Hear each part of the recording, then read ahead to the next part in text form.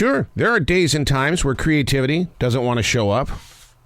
And during those days and times where it's not showing up, I get a little angry. Because it's like, wait a second, you were just here, creativity. Why did you turn your back on me? What's going on here? See, it's that love-hate relationship we've got with creativity. When we need it, it doesn't want to be there. When it needs us, we don't want to be there for it. So you've got to learn to listen to it, and you've got to learn to love it.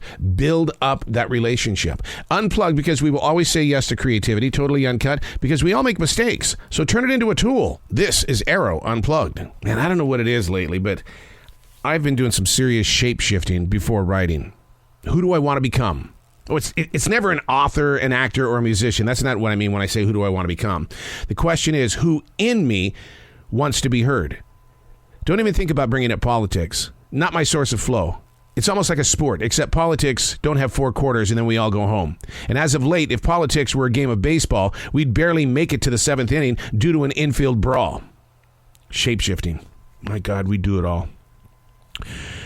Getting control of your shape-shifting can be a hassle. Until we take note of who and what is keeping a firm grip on the mindset, we just label it, I'm just in another mood. You got to look beyond the mental takeover. What's triggering you? More importantly, who is reshaping the image you wish to put on display? Getting to know your entire self always seems to be that one thing that the older generation does. Well, if that's true, when does all of that begin? At what age? I started daily writing at 34. Everything else was poetry.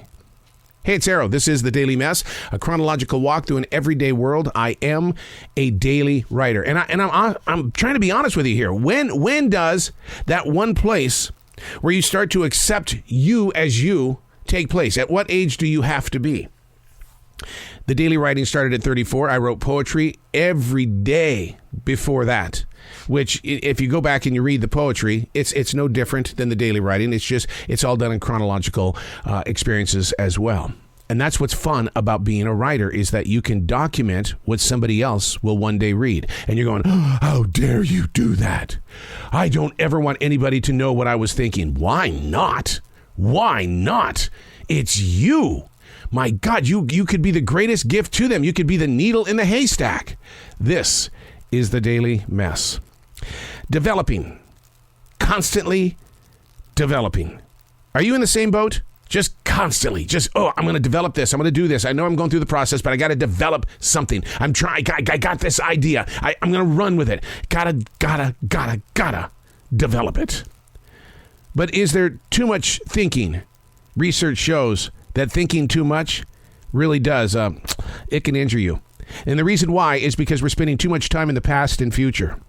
Overthinking is actually connected to anxiety and or depression. But we got to break that down now, okay? If it's connected to anxiety and depression, overthinking, okay? Breaking that down, that paints a better picture of the creative mind. Most people in music, acting, and or comedy, they'll tell you that their worlds are created because they're filled with anxiety or they come from depression.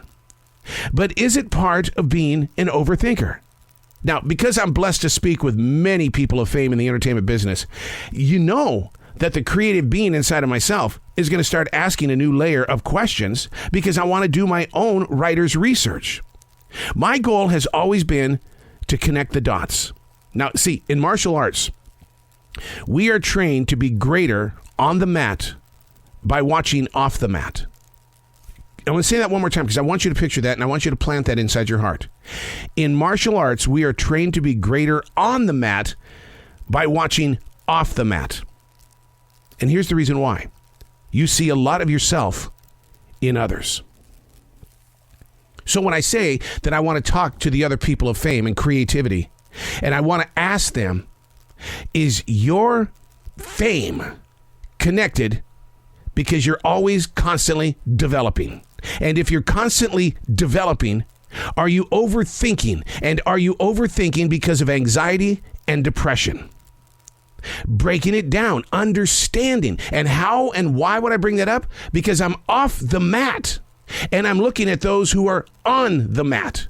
And that's what I would like for you to try to do sometime in your life, is step off the mat and look at everybody else around you and what they're doing on the mat, because who you are is what they're doing. And you can spot little mistakes in what they're doing and see them in yourself. So get off the mat and look at who's on the mat. Don't overthink it, because we already know that it's connected to anxiety and depression. And if we have to calm that down so that we can break through this mountain, get off the mat and look at those on the mat. I'm Arroe, and that's the Daily Mess.